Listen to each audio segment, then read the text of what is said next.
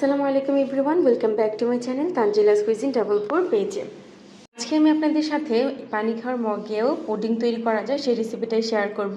এই রেসিপিটা ট্রাই করলে ইনশাল্লাহ বাচ্চারাও তৈরি করতে পারবে পারফেক্টভাবে পুডিং। আপনারা চাইলে কোনো স্টিলের বাটিতে এটা তৈরি করতে পারেন। প্রথমে এর জন্য আমি 2 চামচ চিনি একটি প্যানে দিয়ে ভালোভাবে কিছুক্ষণ মেল্ট করে নিব। এরকম লাল কালার হলে তারপর আমি এটা মগে দিয়ে দিব, দিয়ে সেট হওয়া পর্যন্ত রেখে দিব। তারপর 2টি ডিম নিয়ে নিচ্ছি একটি বাটিতে। ভালোভাবে বিট করে এতে আমি 2 টেবিল চামচ চিনি অ্যাড করছি। চিনিটা আপনাদের পছন্দ অনুযায়ী আপনারা যতটুকু মিষ্টি খেতে পছন্দ করেন ঠিক সেটুকুই দিবেন।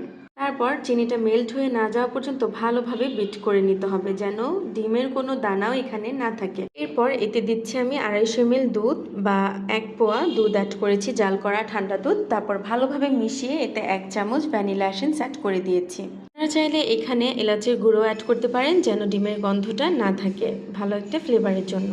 অন্যদিকে আমার ক্যারামেলটা সেট হয়ে গেছে, এর জন্য আমি একটা স্ট্রেনার নিয়ে নিচ্ছি এবং ডিমের যে ব্যাটারটা তৈরি করে রেখেছিলাম সেটা দিয়ে দিচ্ছি। তারপর একটি প্যানে আমি একটু পানি দিয়ে একটা স্ট্যান্ড বসিয়ে নিয়েছি এবং মগটা দিয়ে দিচ্ছি, দিয়ে ভালোভাবে ঢেকে দেব। ঢেকে আমি প্রায় 20 মিনিটের মতো এটা জাল করব।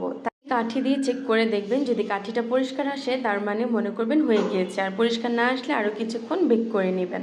পুডিংটা ডিমোল্ড করছি। মগে বা চায়ের কাপে বানালে এরকম একটু ছিদ্র ছিদ্র ভাব থাকে পুডিংয়ে, এটা কোনো সমস্যা না, খেতে খুবই মজা লাগে। ট্রাস্ট মি, আপনারা খেয়ে ট্রাই করতে পারেন। এটা ভালো লাগলে অবশ্যই লাইক কমেন্ট করে সাবস্ক্রাইব করে পাশে থাকবেন। আল্লাহ, ফেসবুক থেকে দেখছেন অবশ্যই ফলো দিবেন, যেন পরবর্তী কোনো রেসিপি সবার